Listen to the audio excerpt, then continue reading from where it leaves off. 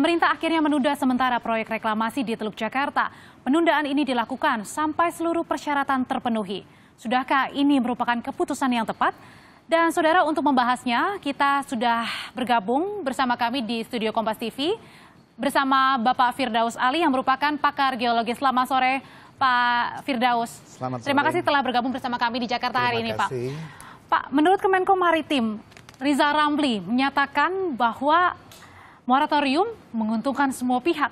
Benarkah hal ini benar adanya, Pak? Oke, dalam situasi yang penuh konflik, ya polemik di mana-mana dan kemudian masuk ke ranah hukum, kemudian politiknya makin kencang. Tentunya kemudian kita butuh suasana sejenak untuk cooling down. Sehingga rapat ya kemarin yang diadakan oleh Menko Maritim itu bagi saya pribadi itulah memang salah satu opsi yang terbaik. Ya, lalu kemudian rapat 1 jam itu memutuskan bahwa sepakat untuk di moratorium sebentar untuk membenahi hal-hal yang menyangkut masalah ya tumpang tindihnya regulasi tadi. Tentunya kemudian ya saya melihatnya bahwa ya sejenak ini menguntungkan, setidaknya konflik tidak akan berlanjut. Ya tentunya kemudian saya punya keyakinan pengembang juga bisa sabar ya melihat bahwa ini memang solusi yang terbaik. Jadi saya mengatakan bahwa ini pilihan yang paling smart, yang cerdas. Tapi Pak, ketika moratorium ini sudah dijalankan, kenyataannya jika pada bulan Maret yang lalu ini ada sebuah perusahaan yang sudah dilarang untuk beroperasi atau untuk melakukan reklamasi, tapi pada kenyataannya hingga kini justru reklamasi sedang dilakukan, Pak. Ini artinya kalau moratorium sedang dijalankan, ini sebenarnya hanya ya terkesan sebagai simbol saja untuk mendamaikan semua pihak.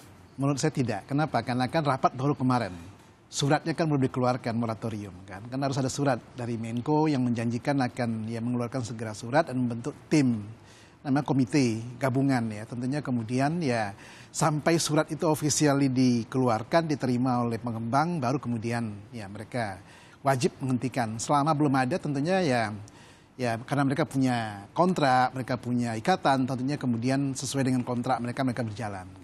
Ini kalau saya lihat, Pak, sebagai masyarakat sendiri begitu. Kalau saya lihat kalau dengan adanya reklamasi, yang pertama ini akan merusak ekosistem baik binatang maupun tumbuhan yang ada di dalamnya. Kemudian juga dapat meningkatkan potensi banjir di wilayah daerah lainnya. Bahkan Menteri LHK pun sudah menyebut bahwa memang sudah terjadi kerusakan ekosistem nantinya, Pak. Lalu kenapa sih sampai kira-kira ngotot begitu untuk adanya reklamasi di daerah utara Jakarta? Saya harus luruskan, kalau ada yang mengatakan bahwa reklamasi akan menyebabkan banjir nanti itu tidak benar. Kenapa? Karena saya sebagai orang yang netral, sebagai akademisi, ya kita akan kemudian menggunakan ya segala formula perhitungan simulasi dan sebagainya tidak benar sama sekali. Tapi kan ketika daerah tersebut lebih tinggi daripada daerah yang di bawahnya kan ini akan menyebabkan kemungkinan akan turun gitu, Pak? Tidak ada. Jadi gini, pulau reklamasi posisinya sudah menyesuaikan dengan alur 13 sungai.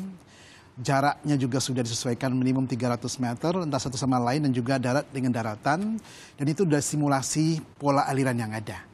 Jadi tidak ada sama sekali mengatakan bahwa dengan adanya 5.100 hektar lalu nanti kemudian akan memperparah banjir. Ini yang kemudian saya harus luruskan karena ini menyesatkan. Kenapa?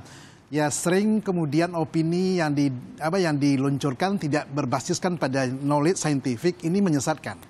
Kalau masalah banjir tadi katakan tidak terjadi banjir, lalu ekosistem Pak, ini pasti langsung merusak ekosistem yang ada di dalamnya. Saya mengatakan tanpa kita reklamasi saat ini ekosistem kita sudah rusak. Dengan adanya reklamasi tambah lagi, Pak. Oke, dengan adanya reklamasi akan ada kerusakan. Tentunya kemudian ada kewajiban untuk merestorasinya. Ini yang kemudian publik tidak dicerahkan.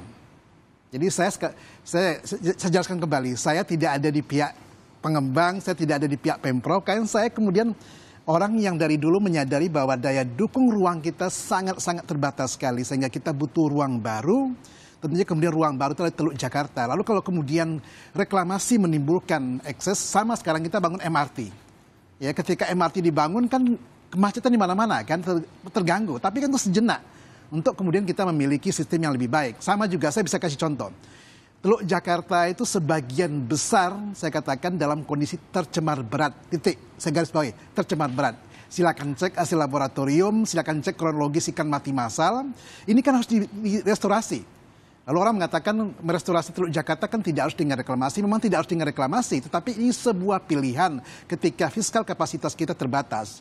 Lalu kedua, saya juga ingin garis bawahi, reklamasi akan membuat masyarakat nelayan akan terpinggirkan. Saya mengatakan bahwa jaminan apa yang diperjuangkan oleh Pemprov DKI Jakarta menambah dari 5 ke 15% itu sebetulnya bagian untuk bagaimana mengangkat derajat. Jadi menurut Pak Firdaus sendiri, reklamasi di Jakarta memang harus dilakukan saat ini secepat-cepatnya. Ya, saya mengatakan memang itu kebutuhan sih, ya.